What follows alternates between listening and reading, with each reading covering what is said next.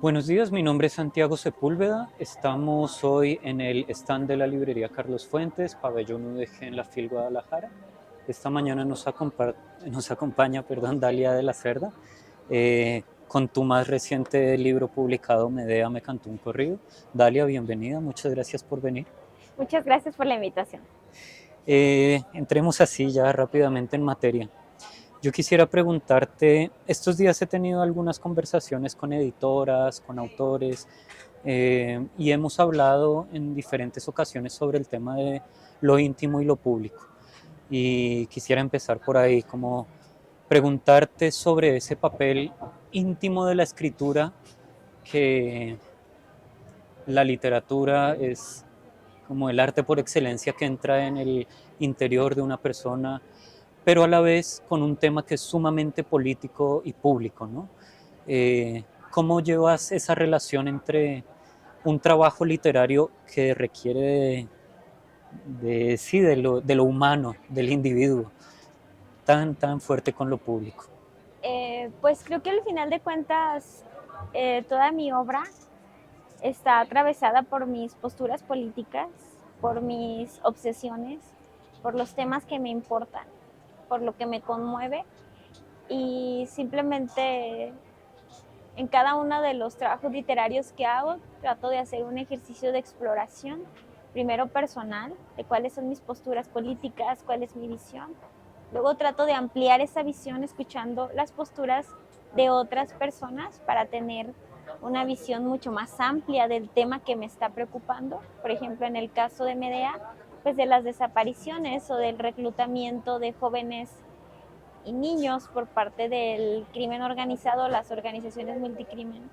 Y una vez que tengo como ya esa exploración a nivel profundo, etnográfico, pues lo traslado a la literatura por medio de historias.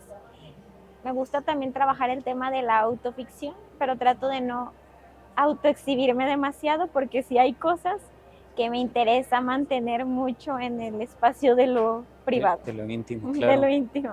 Eh, hay un, bueno, leyendo el libro, para mí, tal vez como extranjero, lo primero con lo que me encuentro es con una voz supremamente bien puesta, porque yo leo las páginas y es oír, ¿no? Es casi un ejercicio sonoro. Y adelante en el tiempo me fui dando cuenta de otras cosas que yo me imagino que un lector o lectora mexicana tomará rápidamente al vuelo, ¿no? Como el tema del territorio, que hace poco leía en una entrevista que te hicieron del País, si no me equivoco, de este territorio ficcionado. Digo, yo lo leí como México y se acabó, ¿no? Pero quería preguntarte sobre esta necesidad de ficcionar un territorio. La necesidad de ficcionar un territorio sucede porque con mi libro anterior y también como le pasa a decenas de autores, cuando hablas de un territorio específico, delimitado, que tiene nombre en la vida real y un espacio concreto, se te exige mucha pulcritud. Como que a la gente se le olvida que es ficción y que tú estás ficcionando lo que sucede en ese territorio y te exigen mucha pulcritud. Le pasaba, por ejemplo, a Rulfo con el uso del lenguaje, que le decían así no hablan las personas de ese territorio, pues no, es que lo está ficcionando. Entonces, de eso se trata la literatura, no hacer un retrato idéntico de la realidad, sino pues de meterle elementos literarios y hacer ejercicio de ficcionarlo. Y a mí me sucedió igual, me decían eso no pasa en México, eso solo pasa en cierto contexto, así no hablan las personas de tal territorio, entonces por eso decidí ficcionarlo, para tener más libertad creativa, más libertad poética, más libertad de accionar sin que hubiera este cuestionamiento. Aztlán podría ser México y no. Ajá. Si alguien me dice eso no pasa, pues no pasa, no es México, es Aztlán. Podría ser, sí, desde ciertas perspectivas, pero sí sentí también la necesidad de ficcionarlo para que pudiera ser cualquier territorio, porque creo que en diversas partes de Latinoamérica compartimos un contexto político similar. A lo mejor no exactamente igual al que hay en México, pero sí similar. Eh, en este territorio ficcional o no, bueno, para mí, a medida que iba leyendo, empezaba a reconocer los seres humanos somos seres de historias, ¿no? Y nos contamos y nos narramos a partir de narrativas muy bien armadas, que a veces vienen de la política, que a veces vienen de lo literario.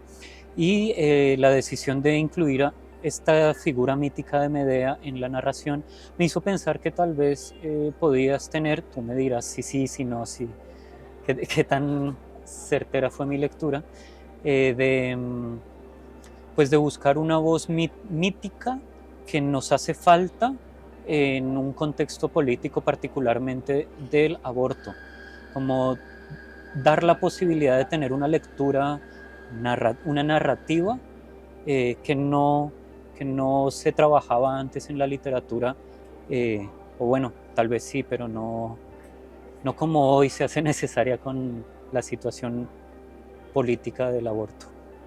Bueno, creo que en la tradición mítica de varias tradiciones hay figuras femeninas que matan a sus propios hijos e hijas.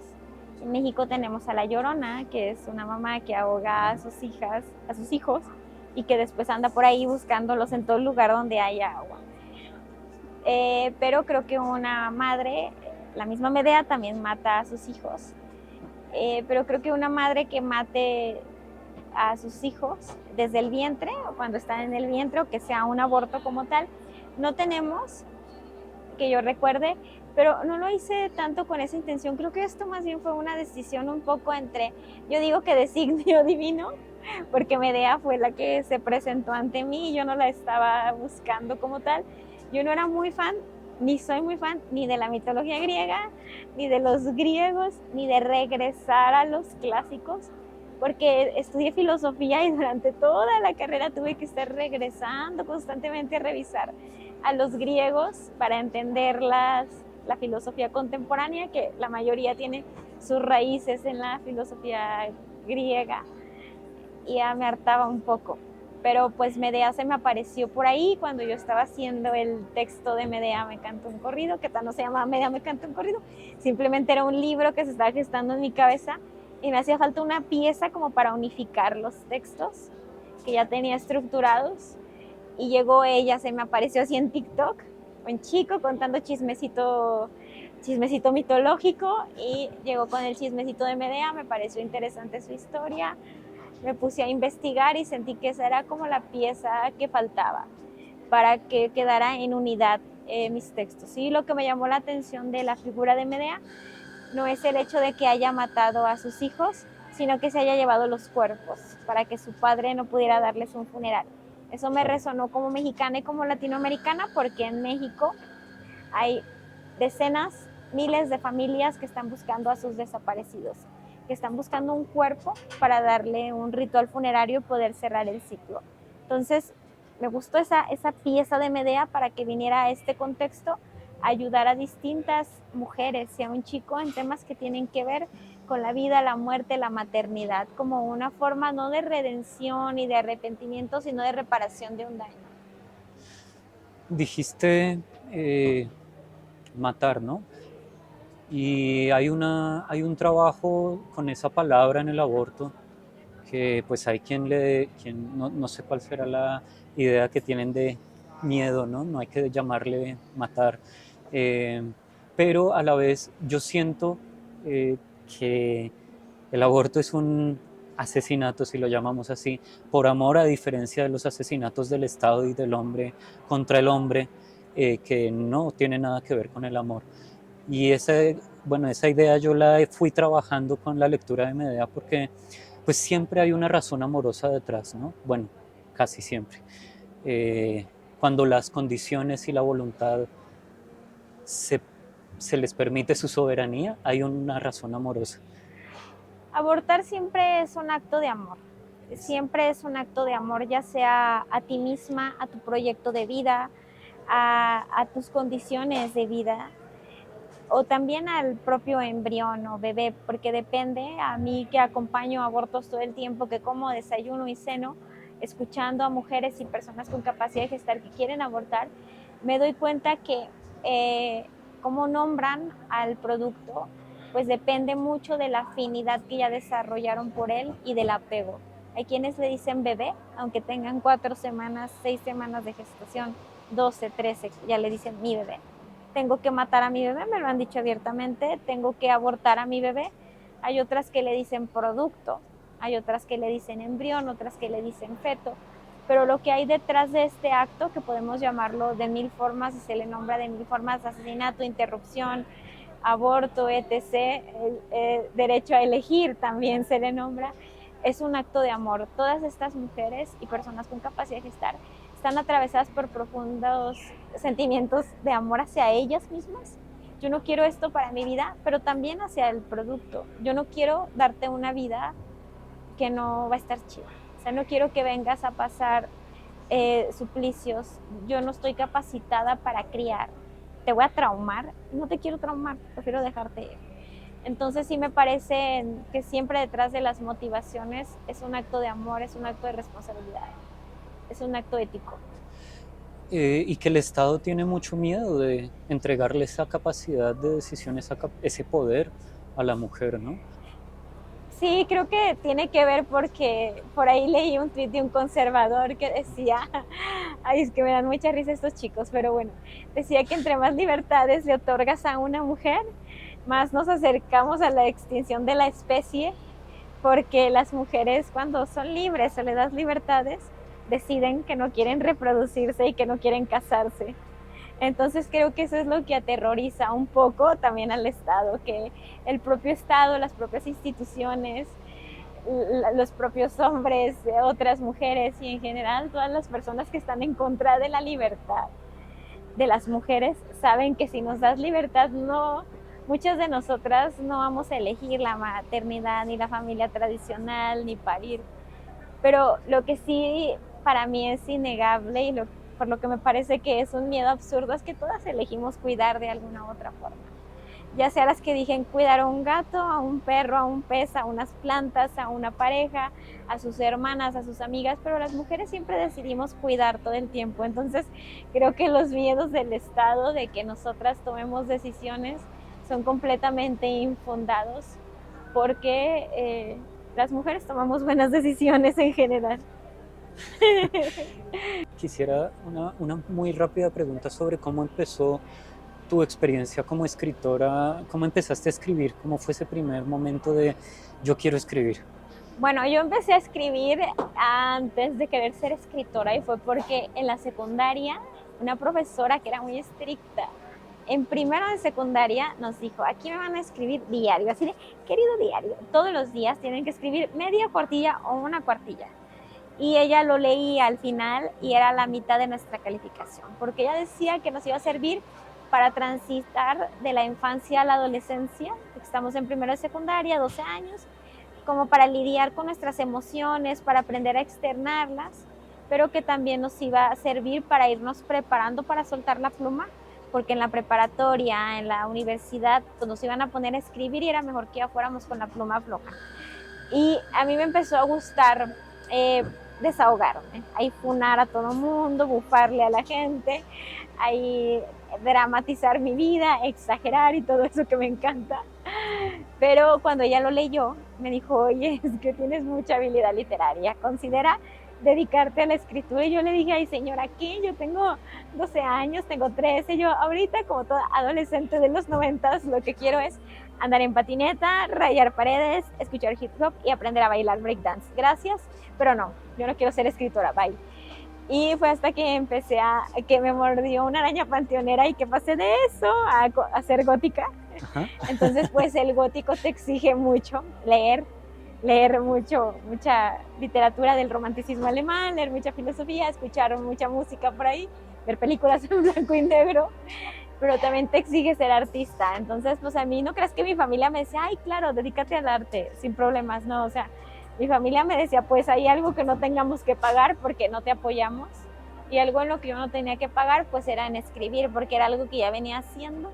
Solo empecé a ficcionar un poco, a meterle historias de terror a mi vida cotidiana, pero me salía muy mal, porque quería imitar a los autores que yo leía, que era como Edgar Allan Poe y Lovecraft. Entonces, pues no lograba aterrizar ese terror en un contexto como el mío y me sonaba impostado, no funcionaba. Pero yo ahí le hacía el intento. Fue hasta que ocurrió un feminicidio en mi familia que yo dije, no, yo quiero escribir de esto. Yo quiero escribir de las violencias que nos atraviesan a las mujeres. Yo quiero escribir de las mujeres en general. Y ya fue cuando me lo empecé a tomar en serio como escritora y ya me puse en mi papel de escritora y a buscar becas y a buscar publicar y a buscar conectar con las lectoras y los lectores. Claro, es como el encuentro de entender la necesidad pública de lo que se escribe, ¿no? En esas conversaciones, por ejemplo, estuve hablando ayer con Elena Medel, la editora, y llegábamos un poco a la idea de que la escritura, por lo menos la literaria, la poesía, no sé tanto la filosofía y estas escrituras académicas, viene del cuidado, viene de un espacio seguro, viene de un espacio de crianza, viene de un espacio de educación tal vez. Y siempre esa idea del cuidado, de lo íntimo, pues de lo que se trabaja en la literatura, pues tiene resonancias en lo público, en lo político. Pero más bien a lo que quería llegar con mi pregunta era, siempre hay una mujer detrás en la historia de la escritura, por lo menos en lo que yo he encontrado. Siempre hay alguien que te dice escribe, siempre hay alguien que te cuida en esa escritura y genera ese lugar para ti. Y ese encuentro con lo público y lo político se vuelve también un encuentro con lo masculino tradicionalmente, ¿no? Dale. No, dime. No, es simplemente eso porque también el Estado es una figura completamente masculina y me llama mucho la atención ese encuentro porque en Medea pues siempre está esa figura del hombre que quiere ir al monte, de que quiere volverse sicario, que quiere tener una familia cuidada en sus propios límites y pues se encuentran con estas mujeres que no lo permiten, ¿no? De una u otra manera. Bueno, pues creo que a mí sí ha habido a mi alrededor muchas mujeres que me han impulsado a escribir, que me han, pues sí, a las que les debo mucho dentro de mi carrera literaria o de mi trayectoria como escritora. Por ejemplo, la primera persona que me seleccionó para una beca era mujer y me seleccionó porque ella había leído Selva Almada con Chicas Muertas y entendió que era lo que yo quería hacer. Al mismo tiempo, Selva, sin quererlo, me abrió camino a mí al escribir Chicas Muertas, porque al escribirlo ella, que ya era una escritora, que ya tenía prestigio, y escribir sobre feminicidio, pues nos abrió camino a otras que queríamos también escribir del tema y que el tema no era bien aceptado, porque a mí me decían, por ejemplo, que eso no era literatura, que eso era para la sociología. También tengo a mi agente, que es mujer y que está dentro muy apegada a mí, va caminando muy de la mano. Mis editoras, en la mayoría han sido mujeres. En Sexto Piso, el mayor del trabajo está sostenido por mujeres, esa carga. Pero también ha habido mujeres, la industria editorial o la escena literaria, o como quieras llamarla, pues es como cualquier otro lugar. O sea, también hay mujeres que no son tan chidas. Yo me he encontrado con muchas mujeres que no son buena onda. O sea, sí he tenido mis roces, porque desde luego que también hay envidias, no todas tenemos que caernos bien, las cosas mujeres estructurales. claro. O sea, y también ha habido hombres que me han apoyado. Por ejemplo, en el caso de mi esposo, que yo sin él yo no tendría carrera literaria en ningún sentido. Para empezar, porque él trabajaba, tenía hasta 3 o 4 trabajos para que yo pudiera seguir estudiando, para que yo pudiera comprarme libros, para que yo pudiera estar en la casa un poco más tranquila, pudiendo dedicarme a lo que me gusta, porque él gestiona todo para que yo pueda escribir, desde limpiar la casa, preparar la comida, hasta venir conmigo a los viajes para que yo viaje en condiciones de seguridad. Y desde luego, pues todos los aportes que ha hecho con su conocimiento de la experiencia masculina en el barrio para mi obra, porque yo tengo la experiencia femenina de habitar un barrio, pero no tengo la experiencia masculina de qué es ser un hombre precarizado, racializado, viviendo en un barrio, pero él sí la tiene. Entonces ha nutrido mucho como mi trabajo literario. Entonces creo que ahí hay pues como que una de cal por las que van de azúcar, no sé si va así el dicho, pero hay de todo en la Viña del Señor. Y respecto a los hombres en general, pues nada, o sea, yo lo que trato siempre de complejizar en mi obra es que sí, las mujeres vivimos violencia, pero que somos también mucho más que esa violencia que vivimos, que también somos cómo nos organizamos ante esa violencia y cómo resistimos a la violencia. Y en este libro también lo que traté de poner sobre la mesa es que los hombres no son solo opresores, sino que son mucho más que opresores, que también son víctimas de un sistema patriarcal, de un sistema clasista, de un sistema racista. Y en este momento en México, lo más peligroso el lugar más peligroso en el que tú puedes estar es ser un hombre joven de las periferias, racializado. La principal causa de muerte, si tú eres un hombre que vive en el barrio, que eres un hombre joven, que eres un hombre que no tiene recursos económicos, es asesinado por arma de fuego. Entonces tampoco es que los hombres sean siempre los malos de la historia. Los hombres también atraviesan un montón de violencias y es importante visibilizarlas, porque si no solucionamos las violencias estructurales que viven ustedes, difícilmente vamos a solucionar las violencias estructurales que vivimos nosotras, porque no son aisladas, están imbricadas.